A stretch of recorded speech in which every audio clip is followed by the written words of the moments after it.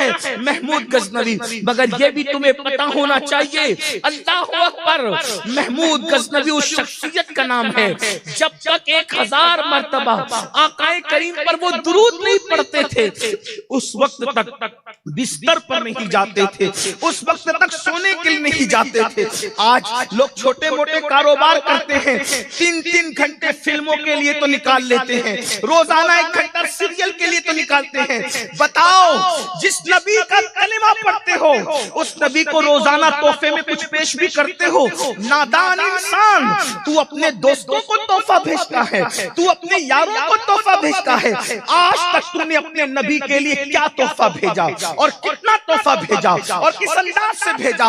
अरे नादान, जो दोस्त तेरी मैयत में नहीं आएंगे तू उनको तोहफे भेजता है, जो रसूल तेरी कब्र में आएंगे तूने उनको कितने तोहफे भेजा? और उनको तू दे भी क्या सकता है, उनको तू तोहफा भेज भी क्या सकता है? हमारी औकात क्या है? अल्लाह अकबर, हमारी औकात क्या है? एक सगे बेहुनर को एक बादशाह से क्या निस्बत हो सकती है?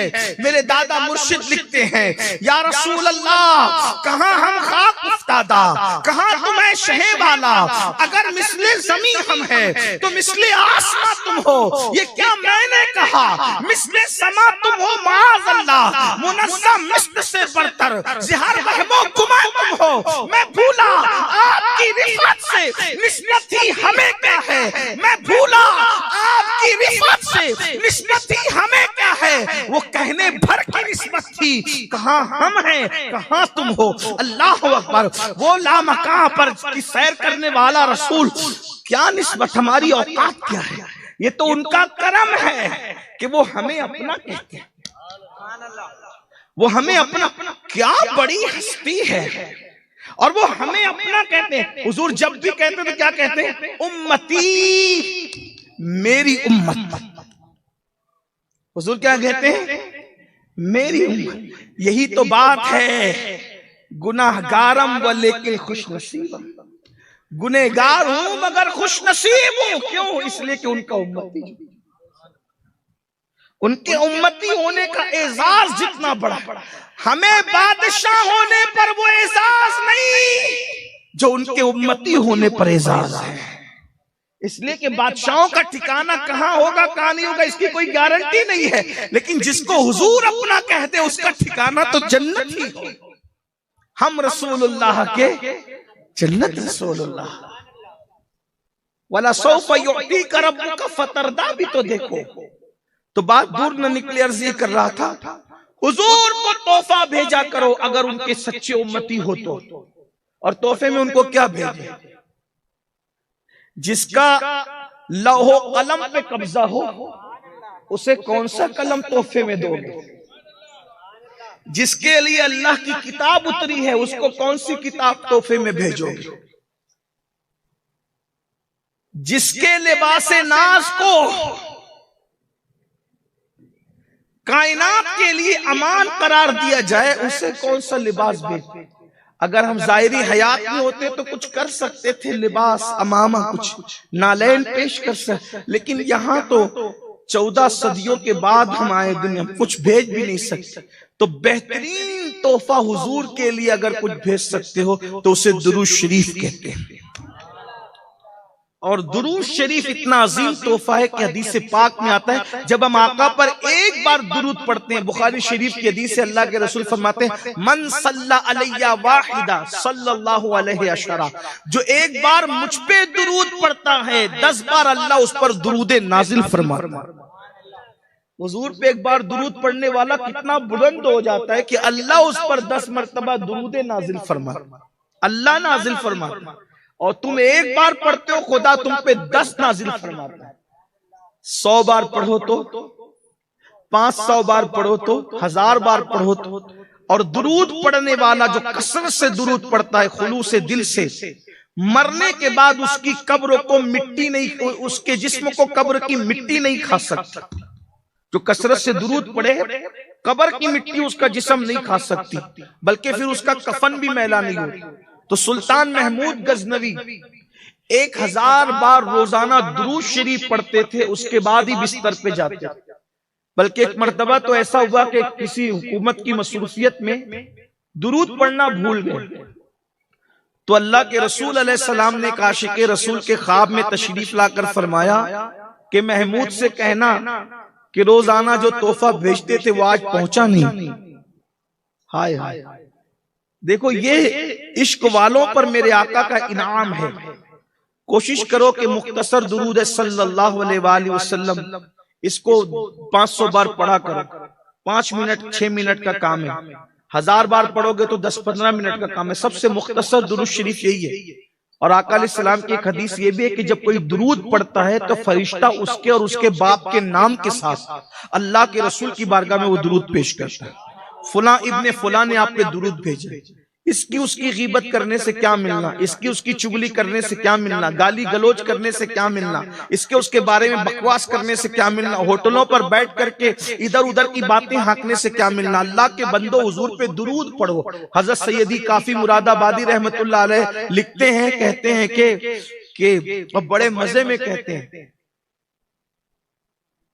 उनका बड़ा मशहूर कलाम है कि कोई गुल बाकी रहेगा ना चमन रह जाएगा, पर रसूलुल्लाह का दीने हसन रह जाएगा। उसी में लिखते जो पढ़ेगा साहिबे लौलाक के ऊपर दुरूद, जो पढ़ेगा साहिबे लौलाक के ऊपर दुरूद, आग से महफूज उसका तन बदन रह जाएगा। आग से महफूज उसका तन बदन रह जाएगा। आका पे दुरूद पढ़ा करो। तो महमूद गजनवी के दुरूद 1000 बार पढ़ने का हाल ये था। इसीलिए उनके इंतकाल के बाद बरसों बाद जब उनकी कब्र खुली तो उनका कफन भी महला नहीं हुआ था और जिस्म सही सलामत था। दुरूद शरीफ की बरकत है। तो महमूद गजनवी के बारे में जो अर्ज कर रहा था वो ये कि महमूद गजनवी के एक गुलाम थे, मशहूर वो भी गुलाम हुए, उनका नाम अयाज है। और अयाज ने गुलामी से हाजिरी देकर इतनी तरक्की की कि बाद में अयाज महमूद के वजीर बने और सबसे करीबी वजीर बने, बड़े मोतमद खास बने। तो महमूद गजनवी के यहाँ अयाज इतने मोतमद हो गए कि अयाज के यहाँ जो बच्चा पैदा हुआ, उस बच्चे के जवान होने के बाद महमूद ने अपनी खिदमत पर अयाज के बेटे को रख लिया।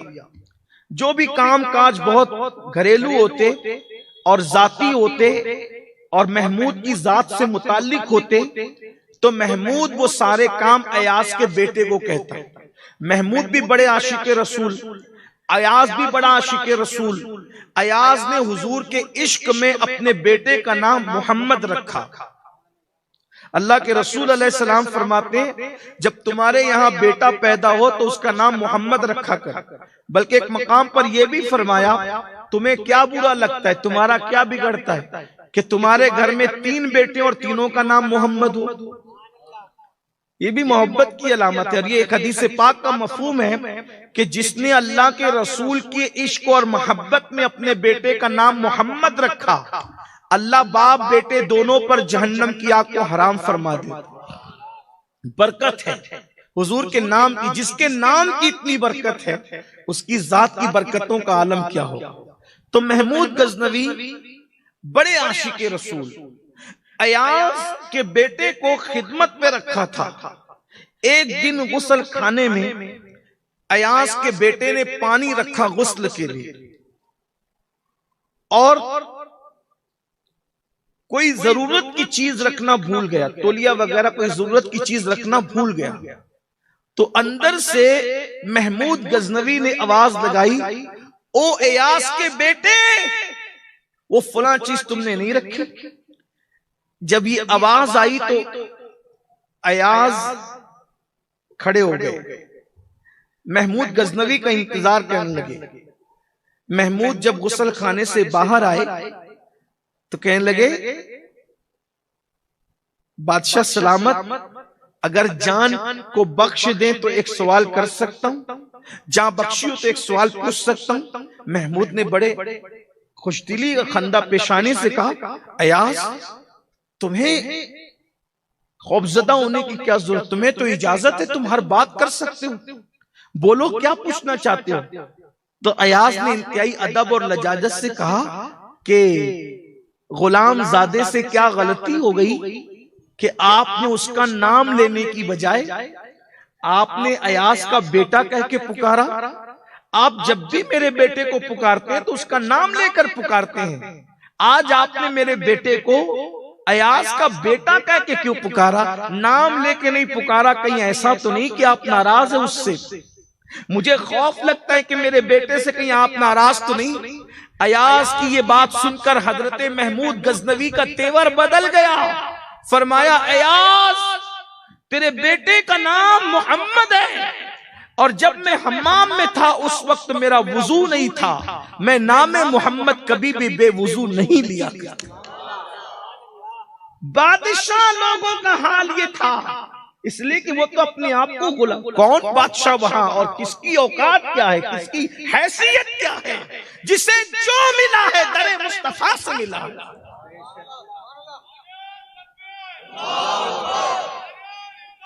मंगता तो है मंगता कोई शाहों में दिखा दे, जिसको मेरे सरकार से टुकड़ा ना मिला हो। उनका मंगता पांव से ठुकरा दे वो दुनिया का ताज। उनका मंगता पांव से ठुकरा दे वो दुनिया का ताज, जिसके खातिर मर गए मुनीम रगड़ कर एड़ियां।